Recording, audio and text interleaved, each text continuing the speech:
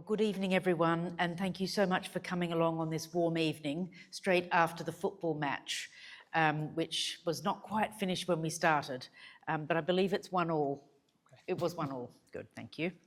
It's a real pleasure to be here, and I know so many Labour members of Parliament, or candidates as we are now, were very keen for me to come tonight. Because so many of you come to individual advice surgeries to talk about family matters or loved ones or really painful experiences from the past. So it's a real pleasure to be here. And I'd like to also thank all the different Tamil groups who come to visit their MPs and also get involved in politics. We've just got a newly selected candidate for Stratford and Bow called Uma Kumaran. And some of you will know that she is another Tamil MP, the other one, of course, being Thangam Debonair, who is the MP in Bristol. And we're very proud to have those two Tamil women standing in the general election this year. And we know that in the UK, our strength comes from our diversity and the rich tapestry of different communities in every corner of the country. And the Tamil community makes a huge contribution to that rich tapestry, and each and every one of you should take great pride in knowing that your community is treasured and valued. But for every person in every community, in every corner of our country, we have a choice to make. And a choice on the 4th of July of who will govern the UK and set out our direction in the world. I believe this election is the most consequential of our generation. After 14 years, we have the chance to turn the page and bring the change which Britain needs. Much of the attention has rightly been on the domestic outcomes of this election. And given the state of the National Health Service, the soaring cost of living, and the perilous state of the economy, that's not a surprise. And I want to say a special thank you to everyone of Tamil heritage who works as a healthcare worker, because we know that during COVID, so many from the region were deeply affected and exposed to the virus and exposed in so many healthcare settings. And the Labour Party, Sir Keir Starmer, David Lammy, myself, and all of the MPs that were, and candidates now, wish to thank all of those who do work in the NHS and put patient care before their own health. But any party which is seriously aspiring for government knows that there is more to consider than just our domestic priorities. And I could choose to focus on the impact, for example, of the period that Liz Truss was the Prime Minister and what that did to mortgage rates and to young people's hopes of home ownership. I could focus on the lack of policing in the UK. I could focus on the lack of teachers and the desperate need in our domestic scene. But what I thought I might do today is really just to give a message from David Lammy as Shadow Foreign Secretary and the commitment that he's made to restoring Britain to the world stage. If we win the election, which is now just 2 weeks away, we are committed to reconnecting with our allies and partners and bringing fresh energy to many of the challenges across the globe. Naturally, the ongoing brutal war in Ukraine and the appalling situation in Gaza will undoubtedly take up significant energies from David Lammy. But as Shadow Asia Minister, I know that there are so many more issues which do demand attention. The pain and the hurt that the Tamil community members who have come to my surgery and described after more than 15 years, still so acute and so raw. Without peace and reconciliation and critically justice, the wounds of the past will never heal. I had planned to travel to Sri Lanka next month as Shadow Asia Minister with the Halo Trust, which has done a lot of important work in demining and making the north of Sri Lanka much safer. However, Mr. Sunak called the election, so here we are. But my commitment as Shadow Minister, and indeed if I do become the Minister, is undimmed. In the Labour Party, Sri Lanka and the lack of justice and accountability for the appalling crimes committed against the Tamils in the war is one of our priorities. In the 3 years since I've held this post, I have had a number of meetings with members of the Tamil community in the House of Commons, and as I say, who have come out specifically to advice surgeries, to speak to MPs, and they're so committed to stand, and we are so committed to standing shoulder to shoulder with our constituents in seeking justice for the past. We heard of the loss of life of loved ones, brutal repression, the hopes and aspirations of a generation snuffed out by a horrific conflict which did not capture the world's attention in the way that it should have. At the same time, I've met with the representatives of the Sri Lankan government here in the UK, and I have made clear our concerns. I have made clear what's happening in the United Nations and the lack of progress that's being made, and in my own way, have forced our conversation onto justice and reconciliation regarding the Tamils and all the victims of that brutal civil war.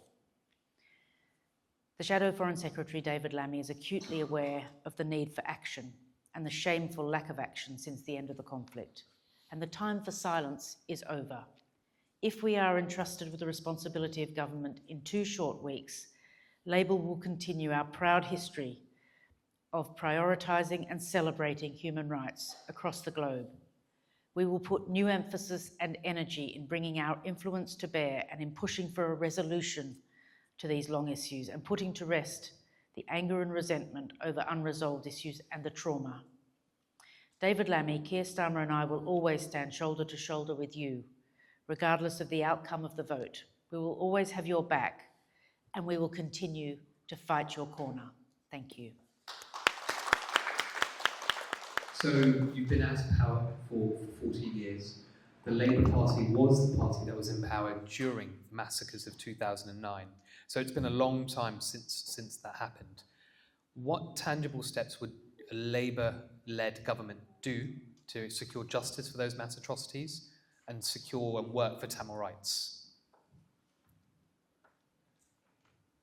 We take these issues especially seriously, and if we do have the responsibility of forming the government in the election 2 weeks from today, we want to do all we can for Sri Lankan peace and reconciliation and indeed justice to be a primary concern.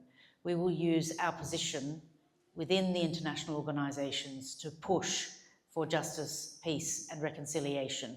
I'm very aware of how committed so many in the room tonight are to the exact role that the UK can play within the United Nations and how the United Nations functions. And we, unlike the current government, will be, in the most ordered way that we can, we will be putting the international law at the heart of our foreign policy, and Keir Starmer, as you are aware, has previously called on the British government to take a leading role in referring Sri Lanka to the International Criminal Court. And that is a clear line between ourselves and the current government. We support all measures to hold those responsible for human rights abuses to justice and support the existing United Nations Security Council resolutions in relation to Sri Lanka. And as I said before, I've already begun that conversation with partners here in the UK so that there is an awareness of our concerns and the lack of progress that has been made to date. Just picking up on that, because we know that both David Lammy and Keir Starmer have released statements and messages on this issue. Both of them have spoken about the need actually for the International Criminal Court, for the ICC, to pick up Sri Lanka and to work on Sri Lanka. So what are the steps that a Labour government would do? Because we heard the previous speakers speak a little bit about how tricky it could be to get Sri Lanka referred there. So what steps would a Labour government take to ensure that Sri Lanka is referred to the ICC, particularly since both David Lammy and Sir Keir Starmer have spoken about this? Well, we believe that the assessment and the mechanism exists within the Foreign and Commonwealth and Development Office, but we believe that there's been a lack of political will to put into motion that mechanism. So what we will do is we will ask for the Foreign and Commonwealth and Development Office to give an assessment to David Lammy as the Foreign Secretary, if he is the Foreign Secretary following the 4th of July, so that he can make a judgment as to what steps need to be taken. And given that it's been quite a long time, we would seek to do that quite quickly. Fantastic. Do you think then this is the end of the road for the UN Human Rights Council, given the fact that resolutions have taken place there since 2012? There has been very little, if any, progress on accountability. Is it time to move this to a different international forum, such as the UN Security Council in New York, where Britain's a permanent member? I believe that the UN Office of the High Commissioner for Human Rights is as good as the membership of it. And as the UK is a member, I would like the UK to take more of a leading role to ensure that the High Commissioner for Human Rights has more status, has more power, has more say over some of the terrible injustices that we see across the world. So it's not that there's one or other. I think there are a number of mechanisms and we have to try and use them all. And I'm aware that some experts do feel that High Commission for Human Rights has somewhat gone down the agenda, but I'm very keen that it's as good as the members, and as a member of it, I think the UK should refresh its mandate and redouble its efforts. So how important is the situation in Sri Lanka and justice for those atrocities there to the Labour government? I mean, in terms of what's going on around the world today, there's lots of tragic situations happening in many parts of the world. How important is Sri Lanka to the Labour Party? Well, we've always said, ever since David Miliband was the Foreign Secretary in 2009-10, how concerned we've been. And as you know, we've celebrated Mulivakal Day each year as a remembrance. And so I feel that our passion hasn't been dimmed through the years. And I know if you speak to the families, because they really have never had the justice or really known what's happened to the disappeared, for them it's just as if it happened today. And I think we have to recognise those feelings and recognise that if something happened 15 years ago, until justice is seen to be done, then it's very difficult to move on from that. And I think that process is very important, and we've seen that in other conflicts around the world, that where there is a process which is led by the human rights experts, but which is really backed with political will from other governments, that it's a positive for the country itself, because it can then move on and get on with important other questions like the economy and some of the other questions which, of course, need to be dealt with as well. Yeah, picking up on that, and similar to the previous question I asked the previous speaker, for Tamils, May 18th in Mullavaikal is synonymous with the term genocide. For the Tamil people, what happened there was a genocide. We've seen, again, senior British leaders, and I think Sir Keir Starmer released a statement for a letter which said Mullavaikal Genocide Remembrance Day. What would the Labour Party do to help ensure genocide recognition? Will the Labour Party take similar steps that the Canadian Parliament has done in terms of recognising May 18th as Tamil Genocide Remembrance Day? What kind of steps do you think a Labour-led Parliament and Labour-led government will do? Well, we already celebrate Mulivakal Day, and I would work with the community, if I were the minister, to assist the education of members of Parliament across Parliament on that day, to understand the feelings as a result of the trauma that was experienced. The word genocide really, in terms of the legal definition, and we have sought advice on this as shadow ministers, is in the UK protocols, does need to be proved in a court of law before a government can use that term. That doesn't mean that parliamentarians can't use that term, but for a government to use that term, it would have to be proven in a court of law. So for now, we will continue to have the May remembrance of Mulivakal Day, and we will continue to work with community members in any way that they see fit, coming into Parliament, having events, or having events near Parliament, so that we can remember and be educated. And we'll have a whole new raft of MPs coming forward who will have Tamil residents living in their constituencies. And it's a very effective campaign which is run by the various Tamil groups to connect with your own MP to explain why this is important. So it is important to use the right words, but it's also important that MPs do the correct thing and educate themselves on what did happen 15 years ago and what still needs to happen in terms of putting things right. We spoke about, courts and legal action, and one of the things that we know the Metropolitan Police has done here is undertake some legal action at the moment. 2 individuals have been arrested so far. There are many more perpetrators out there, not just in Sri Lanka, but possibly some in the UK. Would you support expanding such action to ensure that the UK doesn't become a haven for Sri Lankan war criminals? Well, we know that the Metropolitan Police have got expertise in this area that not many police forces in the world do have. And we're very pleased that the Metropolitan Police have got that expertise.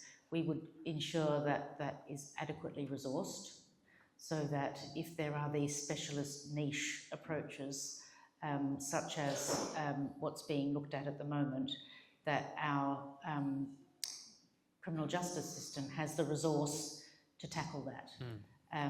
However, obviously, MPs are there to watch these processes and monitor them and hear back from them, but we're not police officials ourselves, so we need to respect that separation of powers. I think that's fair. Well, similar to that then, so on the subject of Sri Lankan war criminals, why hasn't the UK sanctioned any Sri Lankan war criminals yet? Canada has, the US has. Why is the UK lagging behind? It is curious, and if those of you who are students of Parliament or have watched Parliament TV will know, this has been the subject of debate, which has been brought forward mainly by Siobhan McDonough, who is the chair of the all-party group, but it is a cross-party matter, and I have questioned the Minister on a number of occasions to ask for his assessment of the current regime and his assessment of what likelihood there may be to apply the sanctions regime, because as your Tamil listeners will know, since 2016 there's been more freedom for the UK to be more inventive with the sanctions regime, and we've seen that with the Magnitsky-style sanctions for Russia, for example. But to date, in the House of Commons, no minister has clarified their thinking on the matter.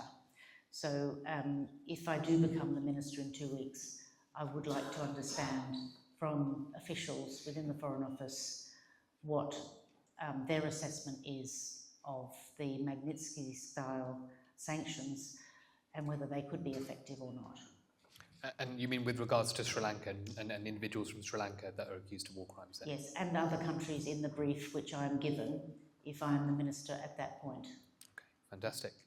Moving on to the topic of Tamil asylum seekers and refugees who are fleeing the island, and like I said, unfortunately Tamils do continue to face persecution and flee Sri Lanka. We've heard about the plight of the Tamils unfortunately being detained on Diego Garcia, and the BBC did a piece on the Tamils who were sent to Rwanda from there. How would a Labour government ensure that Tamils are not deported back to danger in Sri Lanka? Well, I've always stood on a point of principle that we should have an open, welcoming and fair asylum system, and it's very common knowledge that the Home Office is not a high-functioning organisation in regard to its asylum system currently. And under Yvette Cooper, we would see the most vulnerable in our society having a welcome and accepting home, provided that they had a genuine asylum claim. And that, of course, would be subject to an assessment by caseworkers. And we're very aware that there are insufficient cases being examined and decided upon at the moment. And I'm confident that Yvette Cooper would introduce a fair system, but one that was robust and, in particular, the Home Office working more closely with the Foreign Office so that they're aware of what the current concerns are, for example, in the region, on the question of how safe Tamils are in Sri Lanka currently. I do want to move on because I know there's 2 questions in the audience as well that wants to ask. So, lastly from me, again, looking at longer term solutions to the island's ethnic conflicts, the Tamil question and the question of Tamil rights and freedom and liberation has been a problem for decades now. What do you see as the way forward? Does the Labour Party has spoken about the Tamil right to self-determination, both from Sir Keir Starmer and from David Lammy as well. Will the Labour Party support the Tamil right to self-determination? What tangible steps will we see? And would there be anything such as the US Congress resolution I spoke about earlier, which speaks about a peaceful and democratic independence referendum? Would that be a move that you would support, or the Labour Party would support? Well, we would certainly listen to parliamentarians in the UK who brought that forward, but we do have to be careful that the UK isn't sort of making judgments about an internal matter in another country.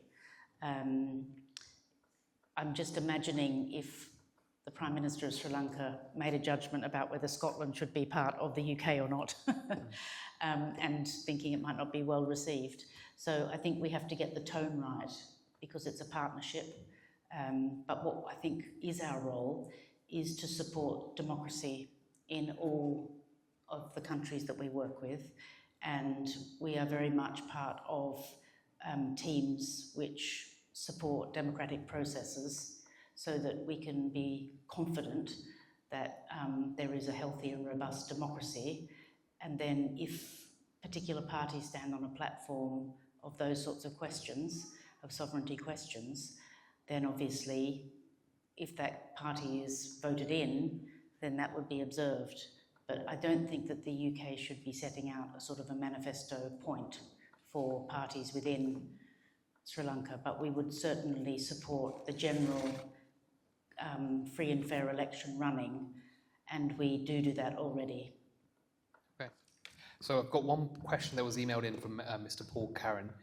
He says here, May 2009 comes to his mind when he thinks of a Labour government. He thinks about 200,000 adults, men, women and children marching through Westminster, demanding that the war stop and to save the Tamil civilian population. A Labour government was in power at that time, and according to him, his words, they took a blind bit of notice and did nothing. His question is, how can we trust the Labour Party to take any concrete action now to help find a durable and amicable solution based on Tamil self-determination when so little was done in 2009? Well, I do recall David Miliband being very robust on this and meeting with Tamil groups. So I have a slightly different memory of that occasion. And since that period, from 2010 onwards, I know that Labour MPs like Siobhan McDonough and all the shadow ministers who followed have been very robust in holding the government to account. And certainly there's been a number of debates over the years where Labour has asked questions and held the government to account over its actions. And even though 15 years have passed, I think it's still very important that we hold to that question of justice and reconciliation, and that we support the UN processes to achieve a better outcome than currently is the case. Before I move on to an audience question, just to ask you, I mean, do you think that, to the Tamil audience in the room and those watching at home, the last 14 or 15 years have seen little progress? Do you think the Conservative government that's been in power in the UK has done enough? And if not, what will a Labour-led government do, and what will they do differently and tangibly from what we've seen over the last 14 years? The two areas where I feel more can be done, and quickly, first of all on the question of the International Criminal Court and the role that it could play in addressing some of the justice issues which came out of the end of the conflict. And secondly, the assessment of officials in the Foreign and Commonwealth and Development Office on the suitability of Magnitsky-style sanctions and their validity for the conflict, and whether there is an application which could be made which may bring the UK more in line with the US, which obviously we work very closely with in a number of other areas as well. Okay, fantastic. I think we've got one question in the audience from Dasha. Hi, thank you. My name is Darsha. I'm a people barrister here. I practice in criminal defence and housing. The Tamil community, like many oppressed communities in the UK, has had a rich history history of civil disobedience and protest. Over the last decade or so, it's been quite alarming to see the crackdown on the right to protest in this country, starting with young people who are rightfully concerned about the climate crisis, down to more recently the tens of thousands of British nationals who are concerned about the ongoing genocide in Gaza. As a Labour government, if elected to power, what will your approach be to restoring the right to freedom of assembly in this country?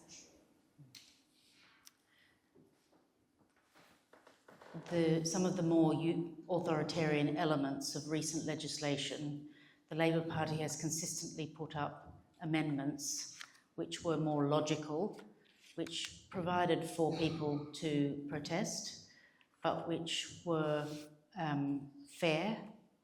Instead, we've seen an increasing authoritarianism from the current government. And one example I will give you is one of the bills which they put forward on protests was about not making any noise. And we understand informally that that's because of the chap who sings outside Parliament on a Wednesday, and that it was bothering some of the people, some of the ministers inside Parliament. So I feel that we have to resource the police so that people feel safe to protest, because we also get counter-protests. We need all minority groups to feel safe. So whether what you're protesting about one particular issue or another, we need that to be done in a fair way. And over the years with the cuts to the police, that's been a trouble, because then people have had to come in and then other areas are not getting their fair share of policing, community policing. So I feel Labour will have a fairer approach to those sorts of protests, but crucially that minority interests will be also observed, because we don't want anyone to feel unsafe when protests are happening. Thank you very much for that, Catherine. And I think we'll end it on there. Thank you very much for your time. Great. And thank you for answering the questions. Thank you. Thank you.